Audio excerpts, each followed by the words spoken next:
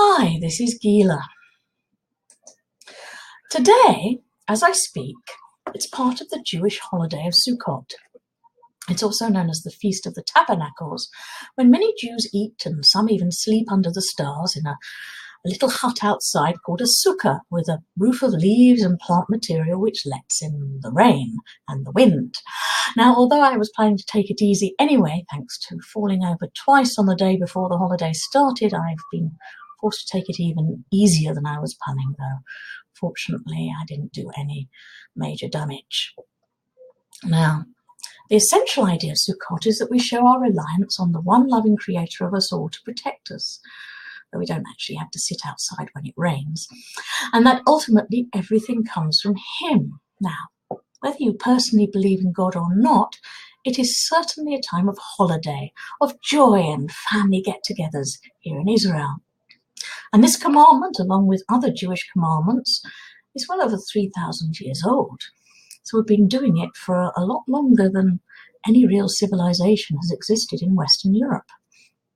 Indeed, Judaism long predates Christianity and Islam, and the concepts of respect and sensitivity towards all other people and equality before the law, which do ultimately stem from Jewish ethics, have formed the essential underpinning of our modern Western concepts of democracy and human rights, certainly for the past few hundred years of great social and scientific achievements.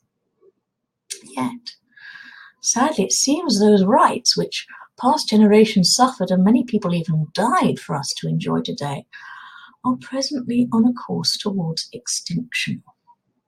Rather than fairness and justice being understood by most people to be essential components of society, and rather than celebrating the tremendous advantages we have in being able to enjoy our lives compared with people living even only 100 years ago or so, in the USA, for instance, the Democratic Party is pursuing an unprecedented path of hysterical nonsense in trying to impeach the lawfully elected president for nothing at all, trying desperately to fling mud, any mud, before A.G. Barr and others more fully expose the attempts by high-level Democrats to destroy the democratically expressed will of the US people in who they actually wanted to be president. Here in Britain, we've seen so many MPs persistently trying to prevent the democratically expressed will of the British people to leave the undemocratic EU.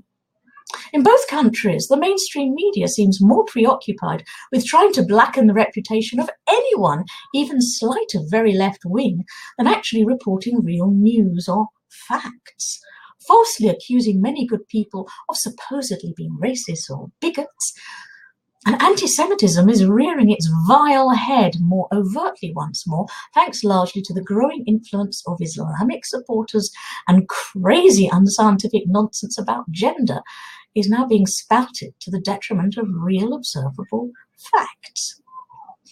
All religion is essentially under attack except Islam, which alone among mainstream religious ideologists is deeply supremacist, oppressive, and institutionally unjust towards anyone who can't accept that an illiterate and frankly deeply unpleasant Nabatean merchant living some 1400 years ago was actually a prophet, whose commandments, some of them ethically highly problematic, contradict every other prophetic message that was delivered before that time. The golden rule of treating other people how you would like to be treated yourself, in other words, with respect and sensitivity, never made it into Islam, and nor has it made it into the leftist, postmodern everything is relative nonsense either.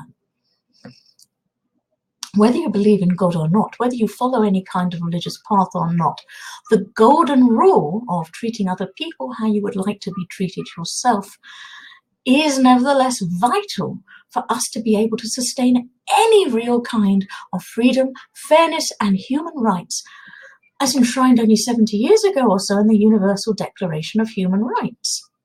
For instance, Article 19 states that everyone has the right to freedom of opinion and expression. This right includes freedoms to hold opinions without interference and to seek, receive, and impart information and ideas through any media and regardless of frontiers. Google, YouTube, and other mainstream social network providers do not, it appears, necessarily agree with that article. Nor anyone who states the obvious scientific fact that, apart from a very small minority of intersex people, there are only two genders, male and female.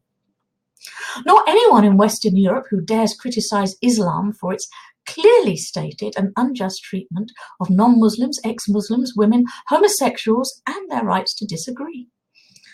And racism apparently doesn't exist where any person of colour criticizes a white person.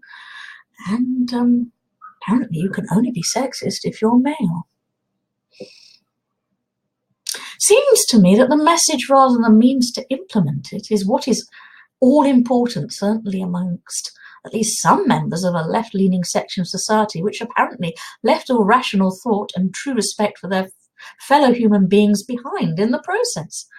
Forget human rights, unless you're an LGBT transsexual offended by being called he instead of she.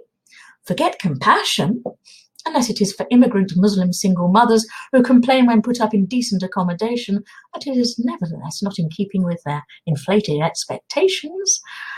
But do forget, especially if you're still trying to destroy the legally elected US president, that a person is innocent until proven guilty.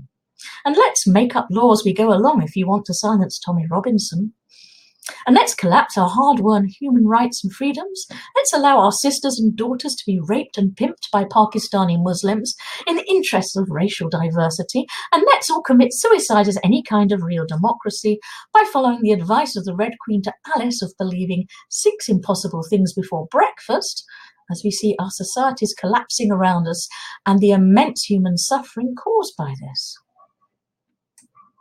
Or stand up, speak truth, and support real human rights.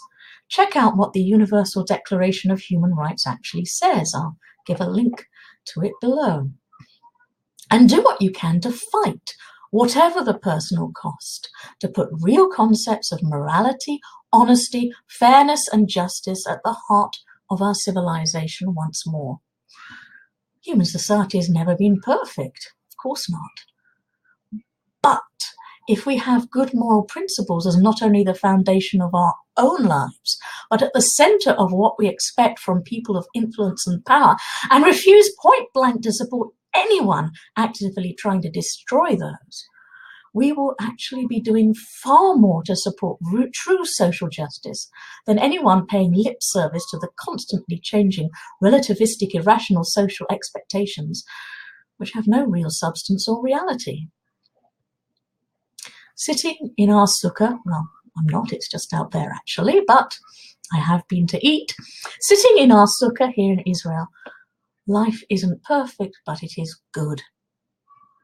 I live in a family-oriented society where goodness and morality is still respected by many people, even if not by everyone, especially, sadly, amongst at least some of the people in power or those who want power. All it takes in every generation is for good people to do nothing, for evil to advance and eventually triumph. And it is surely our turn now to take responsibility for doing all we can to work to create the kind of society we want our grandchildren and their grandchildren to be able to flourish in and to enjoy. Thank you so much for listening. Anyone who's Jewish listening to me, have a Chag Sameach, a wonderful Sukkot, but I wish everyone, whatever your ethnicity, your gender, out of the two that we have, whatever your political point of view, your religious understanding or none at all, I wish everyone a good and enjoyable life. And for that, we need true moral standards at the heart of everything, of what we aim towards, even if we don't always quite manage to reach them. Thank you. All the best. Have a good day. Have a good life. Goodbye.